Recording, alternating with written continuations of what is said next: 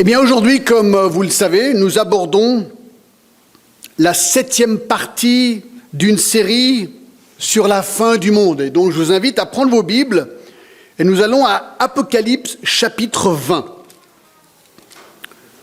J'ai intitulé mon message ce matin « Le jugement dernier et le séjour des morts ». Apocalypse 20, et nous allons lire les versets 11 à 15. Jean écrit, et il dit ceci. « Puis je vis un grand trône blanc, et celui qui était assis dessus. La terre et le ciel s'enfuirent devant sa face, et il ne fut plus trouvé de place pour eux. Et je vis les morts, les grands et les petits, qui se tenaient devant le trône. Des livres furent ouverts, et un autre livre fut ouvert, celui qui est le livre de vie. Et les morts furent jugés selon leurs œuvres, d'après ce qui était écrit dans ces livres. La mer rendit les morts qui étaient en elle, la mort et le séjour des morts rendirent les morts qui étaient en eux, et chacun fut jugé selon ses œuvres. Puis la mort et le séjour des morts furent jetés dans l'étang de feu. C'est la seconde mort, l'étang de feu.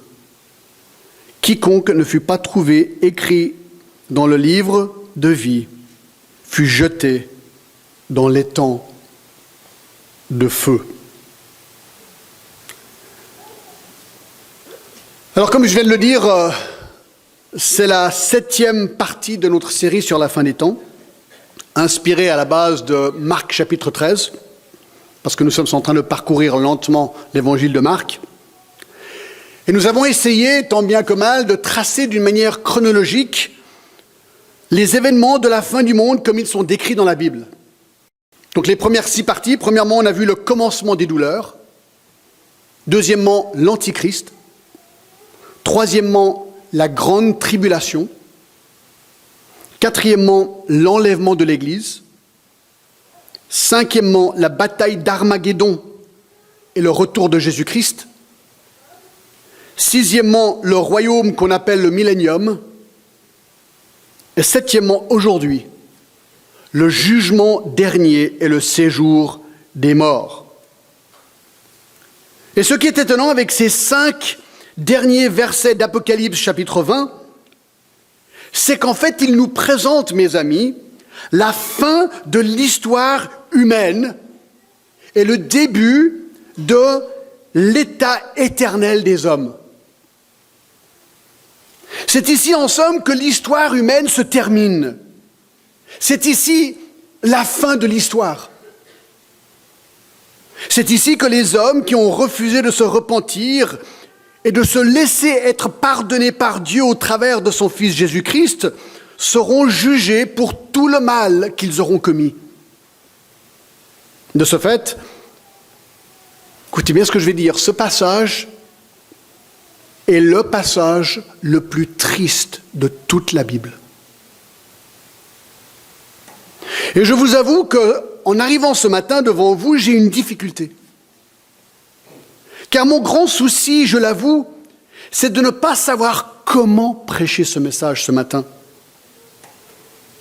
Dois-je prêcher ce texte de manière triste, avec un cœur lourd, en réalisant ce qui attend les non-repentis ? Ou dois-je prêcher ce texte avec joie, sachant que la justice de Dieu va être, ce jour-là, exposée dans toute sa splendeur par un Dieu qui est 3 fois saint? En fait, je ne sais pas trop. Les deux. Comment faire? Alors, vous savez ce que je vais faire ce matin? Je vais simplement essayer d'expliquer le texte. Des fois, il y aura de l'émotion, des fois, il n'y en aura pas. Mais ce que je souhaite aujourd'hui, c'est que c'est le texte lui-même qui vous parle. Bien plus que moi. Alors, le contexte, vous le connaissez. Les 7 ans de la grande tribulation ont eu lieu. Les chrétiens, si on a raison, ça on en a débattu, les chrétiens de toute la terre ont vraisemblablement été enlevés avant cette période. Pendant ces 7 ans, l'Antichrist a établi son règne de terreur sur terre.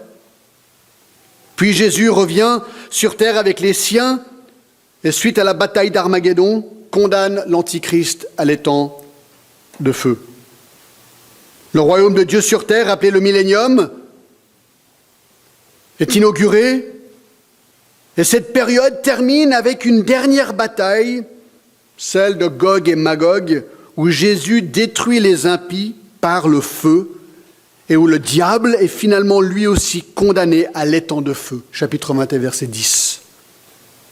En fait, ce serait intéressant de lire parce que c'est le verset juste avant ce qu'on va voir aujourd'hui, verset 10 du chapitre 20. « Et le diable, qui les séduisait, fut jeté dans l'étang de feu et de soufre, où sont la bête et le faux prophète. Ils seront tourmentés jour et nuit au siècle des siècles. » Donc ceci nous mène à nos versets d'aujourd'hui. Cette fin de l'histoire humaine, où il nous est décrit le grand trône blanc du jugement dernier. Donc je propose de diviser notre texte en 3 parties toutes simples. Numéro 1, le jugement dernier. Numéro 2, le séjour des morts. Et numéro 3, la gêne. Numéro 1, le jugement dernier. Les versets 11 à 15 nous décrivent la scène du jugement dernier du grand trône blanc. Ce trône, quelque part, est le dernier règlement de compte qui aura lieu à la fin du royaume de Dieu sur terre, les grandes assises où comparaîtront tous les impies de tous les temps. L'ère de la patience de Dieu est à son terme. Il a longuement attendu que les pécheurs se repentent et acceptent sa grâce au travers de son Fils Jésus-Christ. Il a laissé, selon Pache, je cite, avec une mansuétude incompréhensible, les méchants suivre leur mauvaise voie et se révolter toujours contre lui. Mais maintenant, le moment est venu du dernier jugement. Longtemps, la justice a été bafouée et les victimes du mal ont crié apparemment en vain vers le ciel. Enfin sonne l'heure du grand règlement de compte. Dieu a toujours le dernier mot. Alors, qu'est-ce qu'on voit dans cette scène? Plusieurs choses. Numéro 1, le trône sera central. Regardez le verset 11. Donc là, c'est la vision de Jean, et c'est comme ça qu'il voit les choses. Puis, verset 11, « Je vis un grand trône blanc. » Ce trône est l'assise du jugement de Dieu. C'est ici que Dieu va juger les hommes de manière définitive.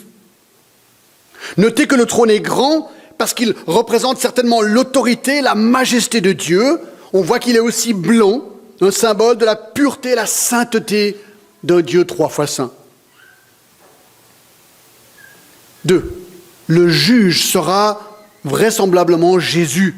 Verset 11, « Puis je vis un grand trône blanc et celui qui était assis dessus. » Qui est-ce? Eh bien, Jean 5, 22 et 27 dit ceci, je cite, « Le Père a remis tout jugement au Fils. Il lui a donné le pouvoir de juger parce qu'il est le Fils de l'homme. » Et Romains 2,16 ajoute que Dieu jugera par Jésus-Christ les actions secrètes des hommes. D'autres textes font supposer qu'ici nous avons Jésus-Christ qui est en train de juger les hommes. 3. La terre et le ciel physique seront détruits.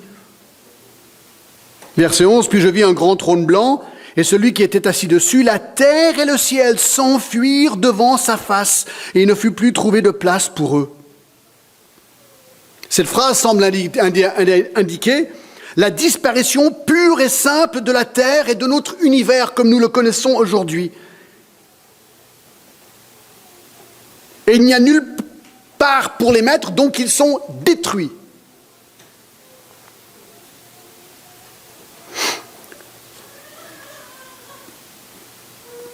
Ben oui, il y a quelque chose absolument d'étonnant qui va arriver ici, quelque part, juste avant. c'est la destruction de la terre. Allez avec moi à 2 Pierre, chapitre 3. 2 Pierre, chapitre 3, le verset 10. Pierre écrit, « Le jour du Seigneur viendra comme un voleur, et en ce jour, les cieux passeront avec fracas, et les éléments embrasés se dissoudront, et la terre avec les œuvres qu'elle renferme sera consumée. Puisque tout cela est en voie de dissolution, combien votre conduite et votre piété doivent être saintes. » Et Jésus a dit dans Marc 13, 31, « Le ciel et la terre passeront, mais mes paroles ne passeront point. » Et regardez le chapitre 21 d'Apocalypse et le verset 1, « Puis je vis un nouveau ciel et une nouvelle terre. » Donc à un moment donné, juste avant le verset 11, Dieu va littéralement détruire notre terre et notre univers par le feu. Et il ne restera plus rien. 4. Les morts impies paraîtront devant le trône. On est de nouveau à nos versets, Apocalypse 20, verset 11. La terre et le ciel s'enfuirent devant sa face, il ne fut plus trouvé de place pour eux. Et je vis les morts, les grands et les petits qui se tenaient devant le trône. Qui sont ces personnes? Eh bien, nous savons que ce ne sont pas les morts en Christ. Nous avons vu la semaine dernière que ceux-ci sont déjà à cet instant dans la présence du Seigneur. Et nous savons que ceci ne comprend pas les croyants en Christ, car ils ne seront pas jugés, puisque Christ a été jugé pour eux. Ben oui, Romains 8, 1 nous dit quoi? Il n'y a donc maintenant aucune condamnation pour ceux qui sont en Jésus-Christ. Ce ne sont pas les chrétiens qui sont devant ce trône. Non, ils ont déjà été ressuscités et ont déjà reçu leur récompense au tribunal de Christ. 2 Corinthiens 5. Non, les personnes décrites ici sont toutes les personnes non régénérées dans l'histoire humaine qui sont mortes dans leurs péchés. Ces versets décrivent donc le jugement des impies, des injustes, de ceux qui ont rejeté Dieu, qui ont rejeté son Fils Jésus-Christ depuis le début de l'histoire. Et notez, il est dit des grands et des petits, riches et pauvres, puissants et tout-puissants et non-puissants, de toute langue, tribu, race, pays. Il n'y a pas d'exception ni de favoritisme avec Dieu. Alors comment sont décrits ici les morts? De 3 manières. Au verset 13, il dit « La mer rendit leurs morts ». Au sens littéral, est-ce qu'il est en train de parler des gens qui sont morts dans la mer? Par exemple, les gens qui sont morts lors du déluge. Genèse 6 à 10. Tous les gens qui sont morts dans la mer, les naufragés. Ensuite, au verset 13, « Et la mort et le séjour des morts rendirent leurs morts qui étaient en eux. » Alors il dit, ceux qui sont morts, donc il dit la mer, et ensuite les morts, rendit ces morts. Là, est-ce qu'il est en train de parler des gens qui sont morts sur terre, enterrés? Ensuite, il dit, « Et le séjour des morts rendit les morts qui étaient en elle. » Alors là, on va y revenir. Ça, c'est quelque chose de fascinant. Tout à l'heure. Donc la mer, la terre et le séjour des morts rendit leurs morts. Et ils sont là, devant le trône, pour être jugés. 5. Les hommes seront jugés selon leurs œuvres, verset 12. Et je vis les morts et les grands et les petits qui se tenaient devant le trône. Des livres furent ouverts et un autre livre fut ouvert, celui qui est le livre de vie, et les morts furent jugés selon leurs œuvres, d'après ce qui était écrit dans ces livres.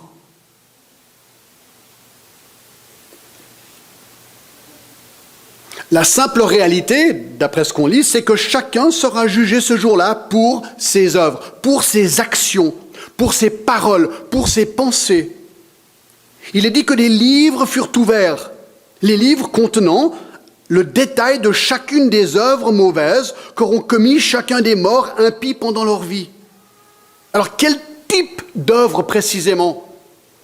Bien, Romains 12, 16 dit, je cite, « C'est ce qui paraîtra au jour où Dieu jugera par Jésus-Christ les actions secrètes des hommes. » Des gens se disent, oui, je peux faire ce que je veux quand je suis seul parce que personne ne me voit. Ah bon? Matthieu 12, 36, « Les hommes rendront compte de toute parole vaine qu'ils auront proférée. » Jude 14 et 15 nous parlent d'actes d'impiété. Et même les péchés de jeunesse. Ecclésiaste 12, 1, jeune homme, réjouis-toi dans ta jeunesse, livre ton cœur à la joie pendant les jours de ta jeunesse, marche dans les voies de ton cœur et selon les regards de tes yeux, mais sache que pour tout cela, Dieu t'appellera en jugement.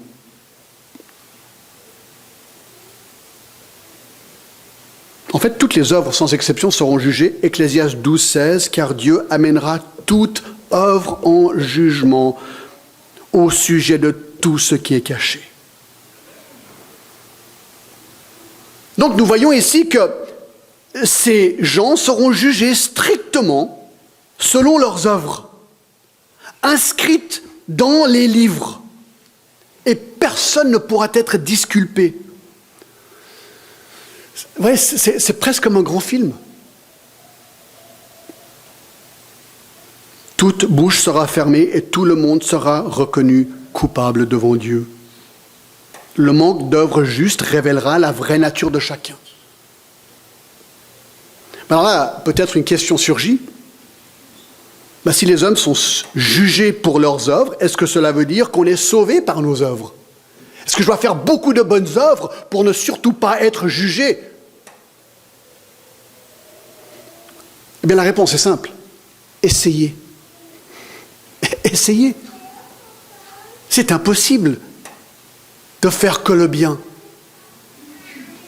Galates 2,16 dit ceci, « Nulle chair n'est justifiée par les œuvres de la loi. » Comme Pache dit, « Nous méritons tous ce jugement, ayant transgressé la loi de Dieu des milliers et des milliers et des milliers de fois. Combien ai-je violé la loi de Dieu en pensée, en parole et en action? » Nos meilleures actions sont forcément imparfaites et nous rendent d'autant plus coupables. C'est ça la clé pour comprendre la grâce de Dieu à notre égard. Dieu nous regardait, tous sont péchés et sont privés de la gloire de Dieu. Et Dieu a vu qu'aucun de nous pouvons vivre selon sa sainte perfection. Et donc nous étions tous condamnés. Et Dieu nous a regardés et par amour nous a dit « Je t'aime. Et je t'aime tellement que je vais t'offrir une solution pour ton péché. Je vais donner mon propre fils qui lui est saint. Et lui va devenir un homme. Et lui qui n'a jamais péché va prendre ton péché sur lui. Et lui va être condamné à ta place.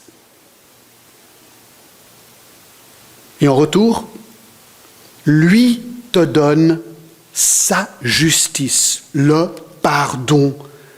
2 Corinthiens 5, 21, celui qui n'a point connu le péché, il l'a fait devenir péché pour nous, afin que nous devenions en lui justice de Dieu.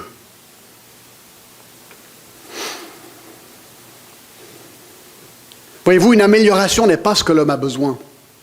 Acte 4, 19 dit « Repentez-vous donc et convertissez-vous pour que vos péchés soient effacés. » Il nous faut quelqu'un qui nous efface nos péchés. Il n'y a que Christ qui peut faire ça, personne d'autre. Voilà pourquoi il n'y a aucune condamnation pour ceux qui sont en Jésus-Christ. Parce que Christ m'a pardonné tous mes péchés. Donc les œuvres des impies seront jugées au grand trône blanc, car leurs œuvres vont confirmer leur rejet de Jésus-Christ et leur refus d'accepter le pardon gratuit par la foi pendant qu'ils étaient sur la terre.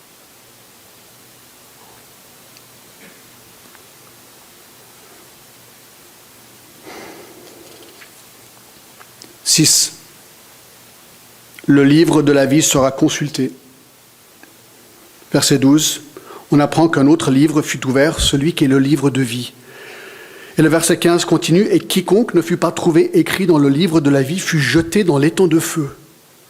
Ainsi donc, Dieu inscrit dans ce livre-là tous ceux qui sont sauvés par la foi en Jésus-Christ. Alors tenez-vous bien, Apocalypse 3.5 va encore plus loin.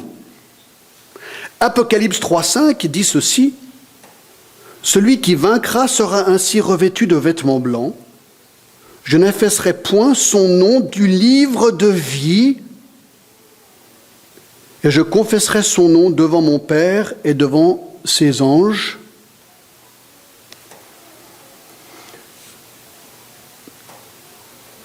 Alors, ce n'était pas celui-là que je voulais, mais il était très bien aussi. Regardez le 13.8. 13.8. Et tous les habitants de la terre l'adoreront, parlant de l'Antichrist, ceux dont le nom n'avait pas été écrit dans le livre de la vie de l'agneau qui a été immolé dès la fondation du monde.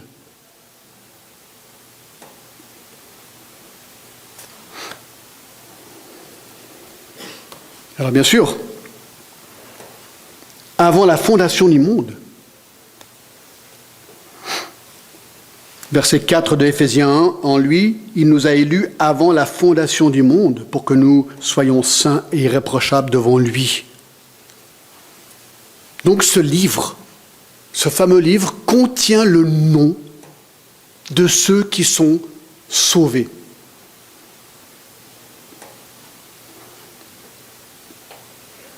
Et il sera clairement trop tard pour se repentir lorsqu'on est devant ce trône.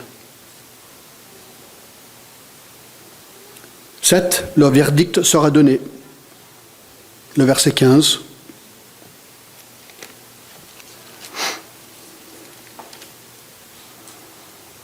Et quiconque ne fut pas trouvé écrit dans le livre de vie fut jeté dans l'étang de feu.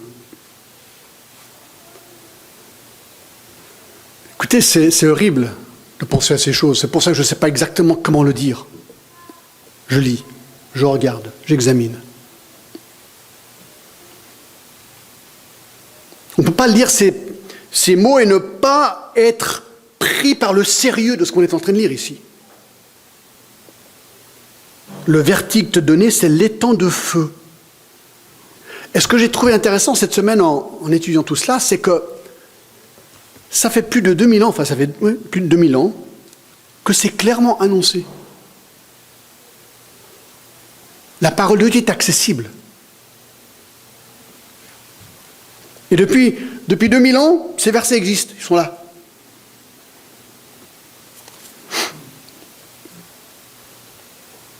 Pour que tous puissent comprendre l'enjeu ici. Une personne qui refuse de croire en Christ est avertie. La chose ne peut pas être plus claire. Il n'est pas trop tard, maintenant, de se repentir. Mais il n'y a pas une deuxième chance, on y reviendra. Mais déjà, écoutez Hébreux 9, 27, et comme il est réservé aux hommes de mourir une seule fois, après quoi vient le jugement. Non, il n'y a qu'une chance, pendant qu'on vit sur terre. 8. La condamnation sera appliquée. Quiconque ne fut pas trouvé écrit dans le livre de la vie, fut jeté dans l'étang de feu.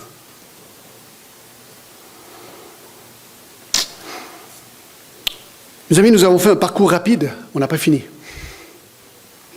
de ces versets. J'aimerais que vous regardiez avec moi les versets 13 et 14, il y a quelque chose, un détail très intéressant. Il est dit ceci: la mer rendit les morts qui étaient en elle, et les morts, et le séjour des morts rendirent les morts qui étaient en eux, et chacun fut jugé selon ses œuvres. Puis la mort et le séjour des morts furent jetés dans l'étang de feu. C'est la seconde mort, l'étang de feu. Alors, je ne sais pas si vous avez remarqué, il est dit que au jour du dernier jugement, ce qui est appelé le séjour des morts sera jeté dans l'étang de feu. Alors c'est un détail important, car cela révèle que ces deux endroits sont apparemment différents l'un de l'autre. Si on jette un dans l'autre, ça veut dire qu'il y a deux endroits. Le séjour des morts et le feu. Chaque fois qu'une personne meurt sans Christ aujourd'hui, elle va apparemment dans le séjour des morts, mais à la fin des temps, le séjour des morts et les morts qui sont dans le séjour des morts seront jetés dans l'étang de feu, ce qu'on appelle aussi la gêne. Alors, quelle est la différence entre ces deux endroits? Alors là, on va creuser un petit peu, c'est fascinant. Donc maintenant, on arrive au deuxième grand point, le séjour des morts. Le séjour des morts. Regardons en premier le séjour des morts dans l'Ancien Testament. Le mot grec pour séjour des morts, c'est le mot Hadès, H-A-D-E-S. C'est l'équivalent en hébreu du mot Sheol. Et le mot Sheol en hébreu veut dire demander. Sheol est donc un endroit qui ne cesse de demander des morts de la part du pays des vivants. Proverbe 20, je crois, et le verset 7. Non, ça doit être 30. Et le verset 7. Non. C'est pas grave. Une des particularités avec cet endroit, Sheol, dans l'Ancien Testament, le séjour des morts, c'est le fait que cet endroit semble être divisé en deux compartiments, ou deux subdivisions. Donc là, on parle du séjour des morts, qui va être un jour mis dans le feu de la gêne. Donc cet endroit, séjour des morts, semble être divisé en deux endroits. Un, pour ceux qui bénéficieront d'une félicité, et l'autre pour les impies qui vont expérimenter les tourments. Alors je vous donne deux exemples. Genèse 37-35 dit, vous n'avez pas besoin d'y aller, que Jacob est descendu à Sheol à sa mort pour y trouver félicité. Et là on retrouve la phrase séjour des morts. Donc Jacob va dans cet endroit, il meurt heureux parce qu'il est sauvé. Mais dans Nombre 16-30, il est dit que Korah et Dathan sont aussi descendus à Sheol, même endroit, pour être jugés et y trouver tourment.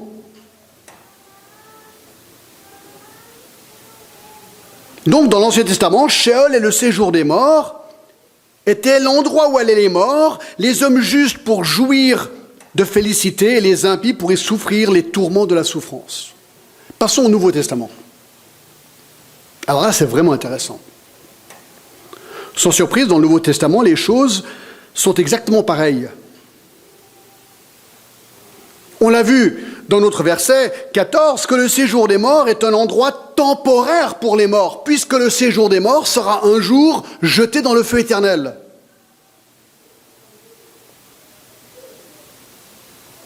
Et les morts qui sont dans eux seront aussi jetés dans le feu éternel. Donc, c'est apparemment un endroit actuellement temporaire où ils sont un jour jetés dans le feu éternel. Alors, dans le Nouveau Testament, cet endroit est aussi subdivisé en deux parties. Allez avec moi à Luc chapitre 16. Luc chapitre 16.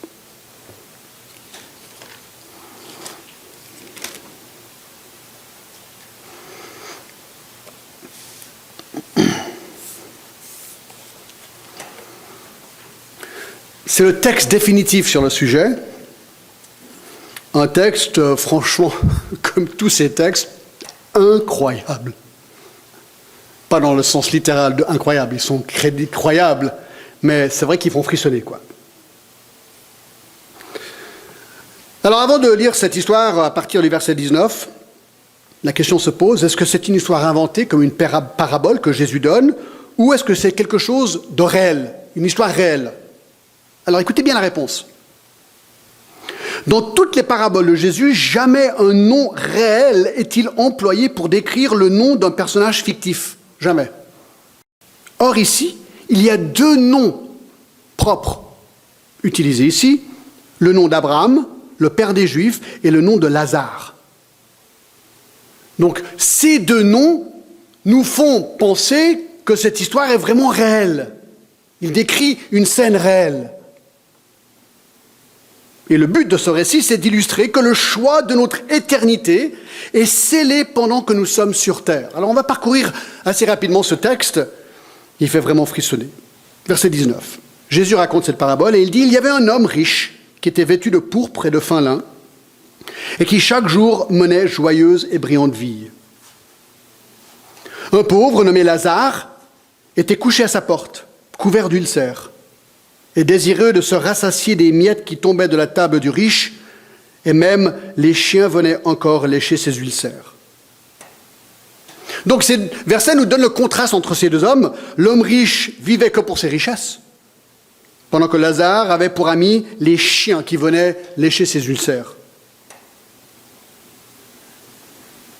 Au verset 22, ces deux hommes viennent à mourir. Le pauvre mourut et il fut porté par les anges dans le sein d'Abraham. Le riche mourut aussi et il fut enseveli. Dans le séjour des morts, il leva les yeux. Donc ces deux hommes meurent. Lazare est porté par des anges dans un endroit appelé le sein d'Abraham, l'endroit où se trouvait Abraham, le père du peuple juif. Et l'homme riche va lui au séjour des morts. Alors notez bien le verset 22, il meurt et il est enseveli. Alors il n'est pas annihilé comme le veulent certains. Non, malgré la mort de son corps et l'ensevelissement, son âme reste consciente et vivante.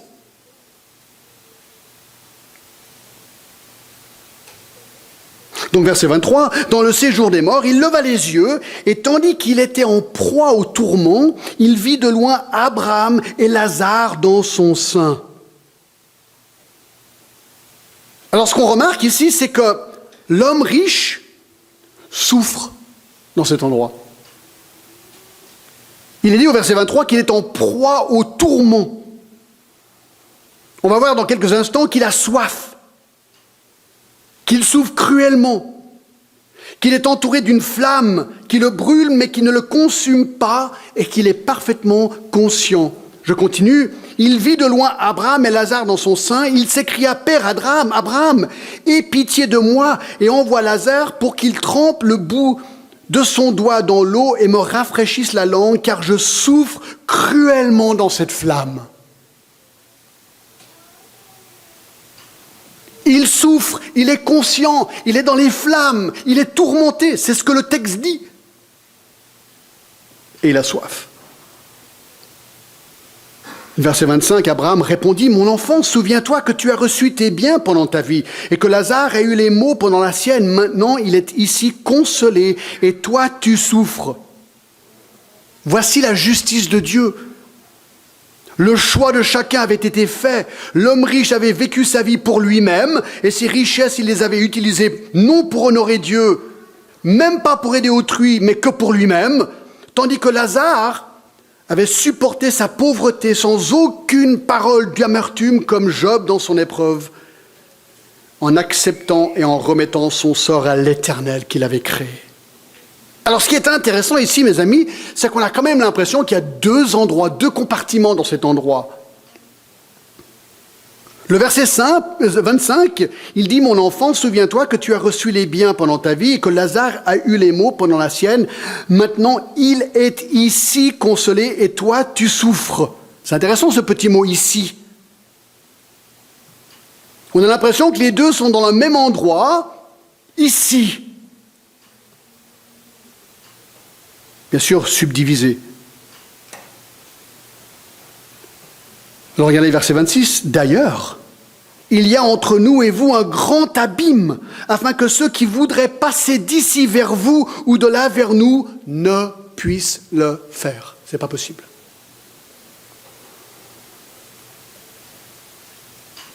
Donc, il y a cet endroit appelé le séjour des morts, il y a le sein d'Abraham d'un côté, l'endroit de tourment de l'autre. Il y a un abîme, un grand abîme, infranchissable entre ces deux endroits. Si un voulait passer d'un côté, l'autre de l'autre, impossible. C'est scellé.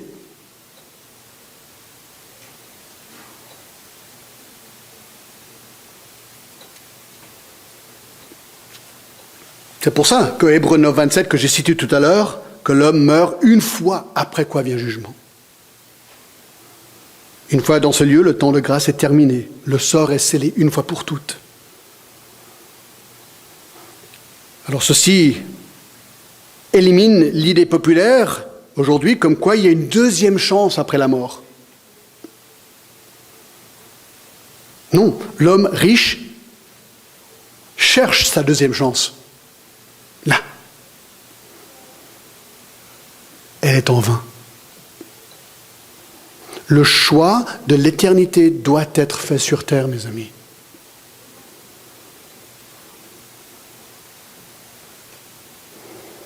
Et c'est intéressant encore au verset 26, il y a encore un petit détail d'ailleurs, il y a entre nous et vous.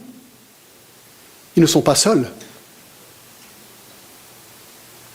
Non, tous les hommes, impies de tous les temps, sont dans cet endroit de souffrance et de tourment aujourd'hui. Enfin, j'y reviendrai. Sont dans l'endroit. Je continue versets 27 et 28. Le riche dit, je te prie donc, Père Abraham, d'envoyer Lazare dans la maison de mon père, car j'ai 5 frères. C'est pour qu'il leur atteste ces choses afin qu'ils ne viennent pas aussi dans ce lieu de tourment. L'homme riche réalise maintenant que son destin de cruelle souffrance est irrévocablement scellé. Alors il supplie Abraham d'envoyer Lazare, avertir ses 5 frères. Repentez-vous, ne venez pas dans cet endroit, afin qu'ils se tournent vers le Seigneur. Verset 29, Abraham répondit, écoutez, ce verset il est incroyable. La réponse, il leur dit, ils ont Moïse et les prophètes qui les écoutent. Écoutez, la réponse d'Abraham est catégorique et profondément bouleversante. Tes frères n'ont aucune excuse, répond Abraham, car ils ont les Écritures. Ils ont Moïse et les prophètes pour leur montrer la voie du salut. Ils n'ont qu'à écouter la parole de Dieu. Petit verset incroyable dans Jean 5, 39. Jésus dit, vous sondez les Écritures parce que vous pensez en avoir elles la vie éternelle. Ce sont elles qui rendent témoignage de moi et vous ne voulez pas venir à moi afin d'avoir la vie. Jésus dit que l'Ancien Testament pointe au Messie et le Messie est Jésus. Donc même ceux dans l'Ancien Testament n'ont aucune excuse. Et si tu n'es pas convaincu, lis Ésaïe 53 et pose-toi la question de qui parle le texte. Il n'y a qu'une réponse possible, Jésus-Christ.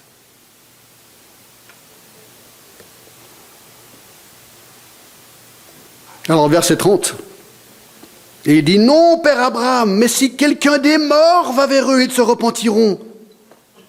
Ah, mais s'ils voient un miracle, et s'ils voient une résurrection, alors là, ils vont croire. Ah bon ? Ah bon ? Ah, le monde a vraiment cru après que Jésus est ressuscité, non ? Ah non. Tu peux donner tous les miracles que tu veux et les résurrections. Les gens, souvent et la plupart du temps, diront non.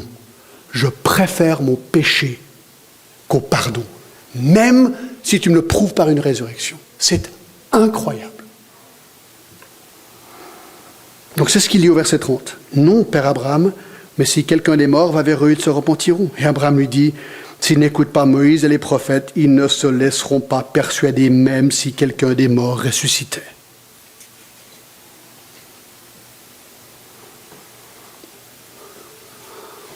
Voilà le séjour des morts, mes amis.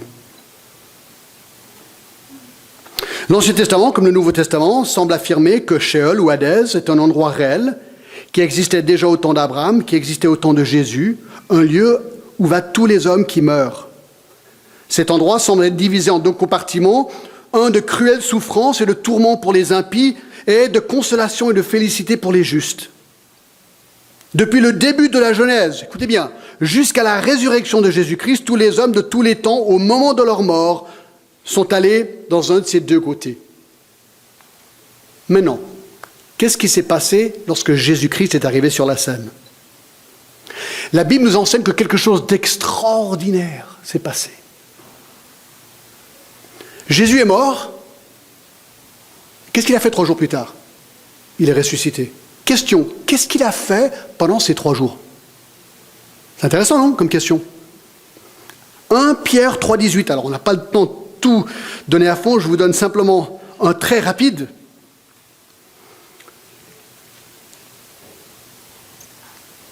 Je ne vais pas essayer de le prouver, je vous explique, ensuite vous pouvez aller voir, on peut en reparler si vous voulez, mais c'est très intéressant.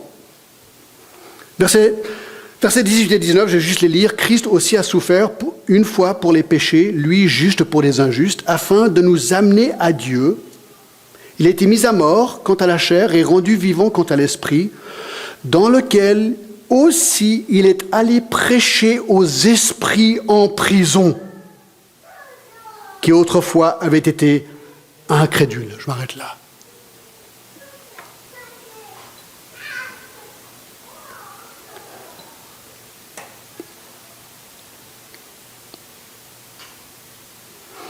Ces versets sont étonnants. Il a été mis à la mort quant à la chair, rendu vivant quant à l'esprit, donc parlant de sa mort et de sa résurrection. Et le verset 19, il y a cette phrase absolument étonnante. Il est allé prêcher aux esprits en prison, apparemment, entre ces 2 événements. Alors, beaucoup de commentateurs sont convaincus que ces versets décrivent ce que Jésus a fait entre sa mort et sa résurrection 3 jours plus tard. Il serait allé au séjour des morts. Alors attention, très important ce que je vais dire maintenant. Pour prêcher. Alors, c'est un petit peu dommage qu'ils ont utilisé ce mot. Parce qu'en grec, il y a 2 mots pour prêcher. Le premier, c'est le mot évangélion, qui veut dire prêcher la bonne nouvelle pour que quelqu'un se convertisse à Christ. Ce n'est pas le mot ici qui est utilisé. Il n'a pas été prêcher l'évangile pour que les gens dans le séjour des morts puissent se convertir. Non. Non, le mot prêcher ici, c'est le mot kérousso, qui veut dire une déclaration triomphale de victoire. Il est allé dans le séjour des morts pour proclamer qu'il est roi des rois et seigneur des seigneurs. Et proclamer que, pour une fois pour toutes, sa victoire sur Satan, sur les démons, sur la mort et sur les hommes rebelles. Ainsi, nous croyons que Jésus est mort, il est allé dans le séjour des morts, proclamer dans la partie des impies sa victoire. Maintenant, allez avec moi à Éphésiens 5. Incroyable. Verset 4, Éphésiens 4, versets 8 à 10. De nouveau, sans donner grand commentaire, je vous explique ce qui s'est probablement passé dans l'autre moitié de ce compartiment. Éphésiens 4, 8, c'est pourquoi il est dit, étant monté dans les hauteurs, il a emmené des captifs, il a fait des dons aux hommes. Or, que signifie il est monté, sinon qu'il est aussi descendu dans les régions inférieures de la terre? Celui qui est descendu, c'est le même qui est monté au-dessus de tous les cieux afin de remplir toutes choses. Sans donner beaucoup de détails, lorsqu'il est dit qu'il est monté dans les hauteurs, probablement une référence à sa résurrection, et là il est dit qu'il a emmené des captifs. Au moment de sa résurrection, Jésus aurait pris à ce moment-là tous les morts croyants qui se trouvaient là, dans cet endroit de félicité, dans le sein d'Abraham. Parce qu'au verset 9, il est dit qu'il est descendu dans les régions inférieures de la terre, dans le sein d'Abraham, ce côté de félicité. Et donc, il serait mort et ressuscité, prendre avec lui tous les justes qui se trouvaient avec lui.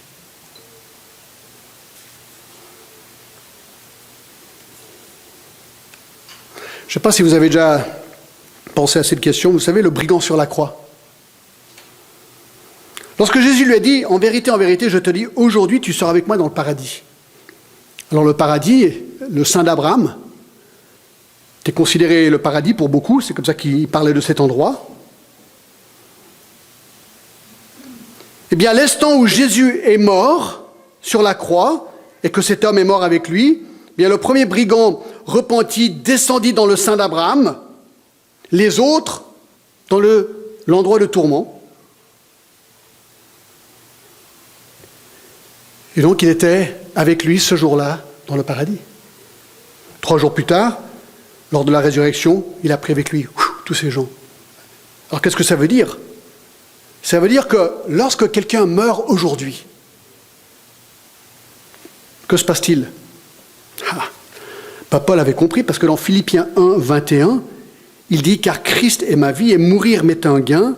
S'il est utile pour mon œuvre que je vive dans la chair, je ne saurais dire ce que je dois préférer. Je suis pressé des deux côtés. Je désire m'en aller et d'être avec Christ, ce qui est de beaucoup le meilleur. » Paul avait compris que le jour où lui il meurt, puisque Christ est maintenant ressuscité au ciel avec toutes les âmes de ces personnes sauvées, lorsque lui meurt, tac, séparation de corps et âme, son âme avec le Seigneur et son corps mort. Il attend la résurrection de son corps, mais son âme est avec le Seigneur. C'est ça l'espérance du chrétien aujourd'hui, bien sûr. 2 Corinthiens 5, 6 à 8 disent la même chose. Alors maintenant, on revient à notre texte. Je ne sais pas si vous me suivez, j'espère que c'est clair. On revient à Apocalypse 20, 13 à 14. La mer rendit les morts qui étaient en elle. La mort et le séjour des morts rendit les morts qui étaient en eux. Le séjour des morts. Et chacun fut jugé selon ses œuvres, puis la mort et le séjour des morts furent jetés dans l'étang de feu. Alors maintenant, on est à la fin de la fin, devant le grand trône blanc.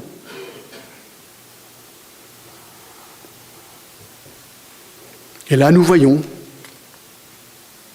que les hommes qui ne connaissent pas le Seigneur, qui sont dans le séjour des morts.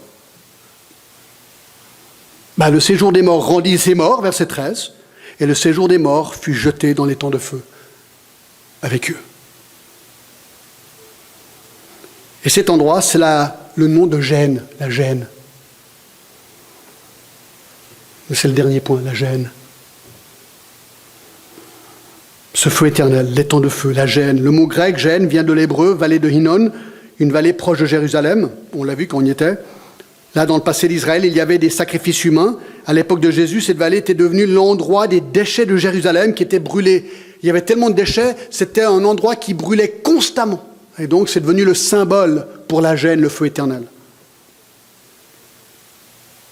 Ce qui est intéressant, mes amis, tenez-vous bien, vous savez qui a parlé plus de la Gêne que quiconque autre dans la Bible?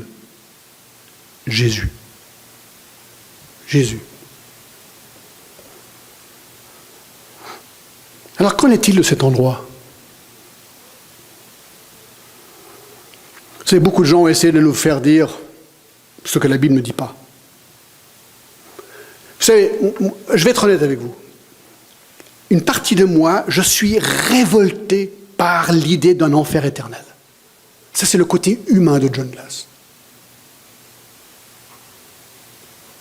Je connais beaucoup de gens non chrétiens qui sont morts, dont des membres de ma propre famille, et l'idée d'une gêne éternelle, moi, j'arrive à peine à supporter ça.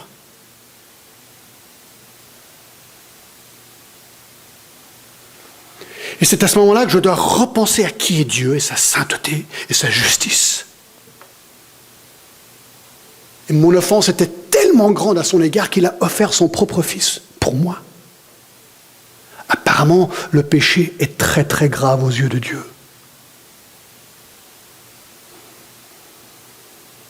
Alors certains gens sont tellement scandalisés par cette idée qu'ils disent « Mais non, ça ne veut pas vraiment dire ça. Il ne faut pas croire que ça veut vraiment dire ça. Ça ne veut pas dire ça, ça veut dire autre chose. » Écoutez, moi je vais simplement vous lire des versets maintenant. D'accord? Qu'est-ce que vous pensez de ces versets? Honnêtement. Soyez honnêtement honnête. D'accord? Matthieu 5, 22. Jésus parle. Matthieu 5, 22. Je vais juste lire des versets, je ne vais pas beaucoup les commenter. Je n'ai pas le temps et je ne sais même pas si c'est nécessaire. Écoutez, Jésus dit, Matthieu 5, 22, « Mais moi je vous dis que quiconque se met en colère contre son frère mérite d'être puni par les juges.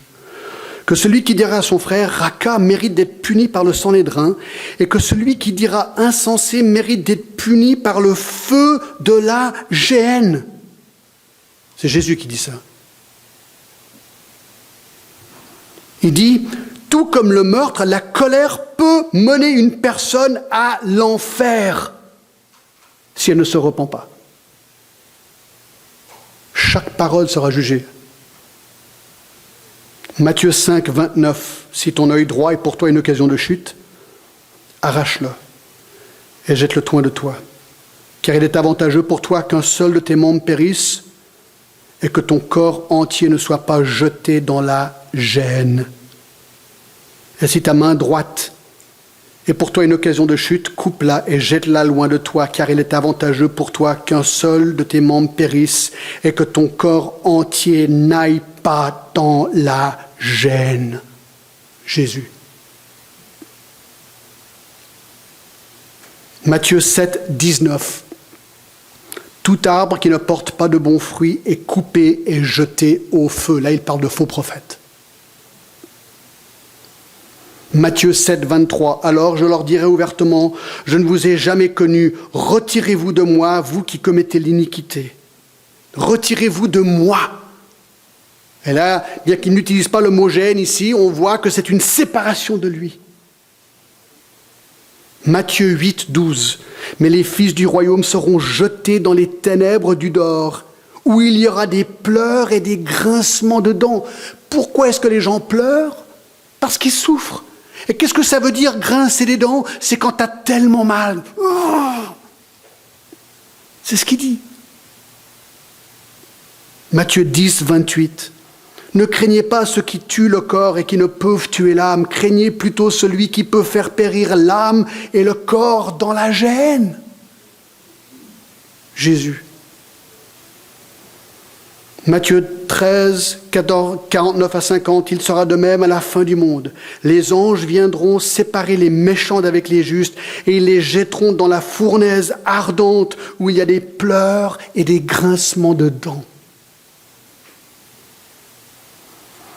Matthieu 18, 8 à 9. J'ai déjà lu le passage parallèle.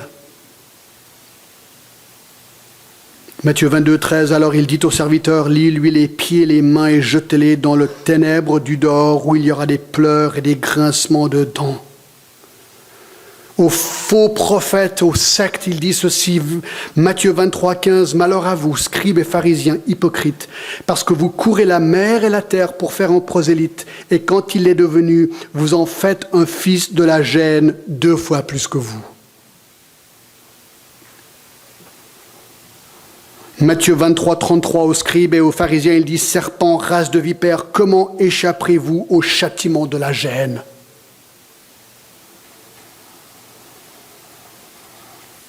J'aimerais vous montrer un petit détail intéressant. Matthieu 25, 46. Il y a beaucoup de gens qui disent, ok, d'accord, la souffrance pendant un temps, mais pas éternelle. C'est pas possible. Matthieu 25, 46, regardez. Petit verset très intéressant. Jésus dit, et ceux-ci iront au châtiment éternel, mais les justes à la vie éternelle. Donc là, il fait un contraste entre les sauvés et les non-sauvés. Le mot éternel, aion, veut dire, certains disent une très longue période de temps, ou le mot éternel. Alors ce qui est intéressant, pour ceux qui n'aiment pas l'idée que l'enfer soit éternel, ils disent non, non, c'est pas possible. Mais tu leur demandes, est-ce que tu penses que la vie éternelle est éternelle? Ah ouais, la vie éternelle, elle est éternelle. C'est le même mot. C'est le même mot. Regardez, verset 46, et ceux-ci iront au châtiment éternel, mais les justes à la vie éternelle. Ils ne sont pas logiques, ils disent « Ah oui, la vie éternelle, ça c'est super. Ah non, mais l'enfer ne peut pas être éternel. » Or, c'est le même mot.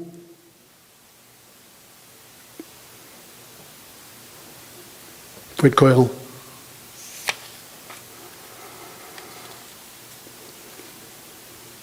Il y a tellement de versets, j'ai plus le temps. Regardez Romains 2, 3.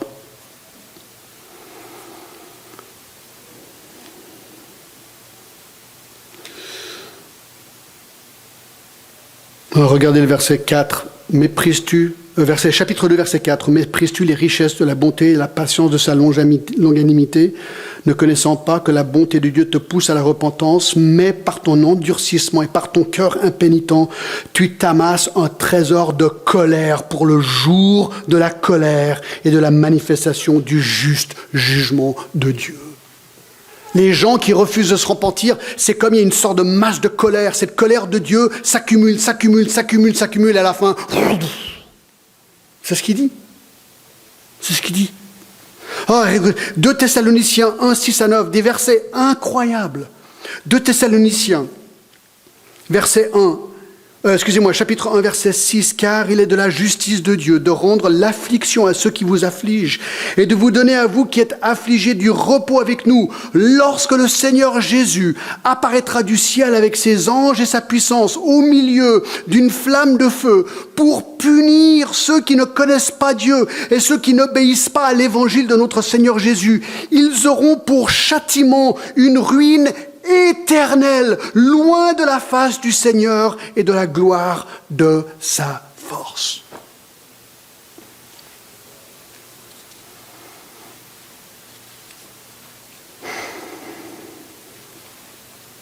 Et il y a encore beaucoup de versets. Je m'arrête là, sauf un, notre texte.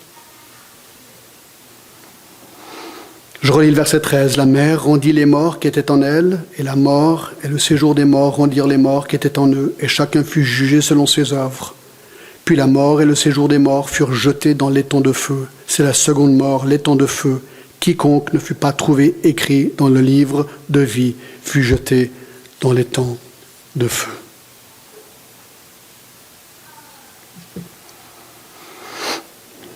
Alors je termine avec ceci.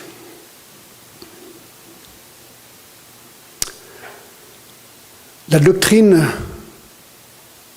qu'on vient d'élaborer aujourd'hui, très brièvement, n'est pas populaire aujourd'hui.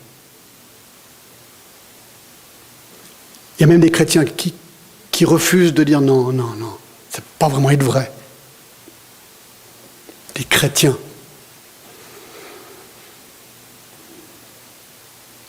Si vous parlez à vos voisins, vos amis, ils vont dire mais écoute, c'est l'enfer. C'est dépassé, c'est faux, c'est moyenâgeux, c'est mensonger, c'est farfelu. John, réveille-toi! On est dans un monde moderne aujourd'hui. Je trouve tellement intéressant, c'est exactement le même argument que Satan a lancé dans le jardin d'Éden auprès d'Ève. Après que Dieu lui avait expressément dit, sans équivoque, que son péché la ferait mourir, dans Genèse 2,17, Satan lui a dit, non, vous ne mourrez pas. Mensonge. Mensonge. Ève, tu rêves. Ça rime en plus. Ma petite, tu crois quand même pas ça. C'est ce que les gens vont vous dire aussi. Alors je vous pose la question. C'est vrai ou c'est pas vrai? Ça, c'est la question. Alors voici la réponse. Si l'enfer n'est pas vrai, Jésus est venu mourir pourquoi?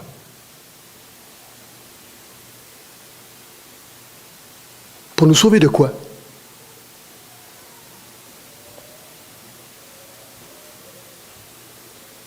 Si c'est pas vrai, on est vraiment des fous. On vient ici dimanche après dimanche, mais faire quoi? Louer le Seigneur pourquoi? Pour un mensonge. Cette doctrine est très importante, mes amis. C'est vrai ou c'est pas vrai?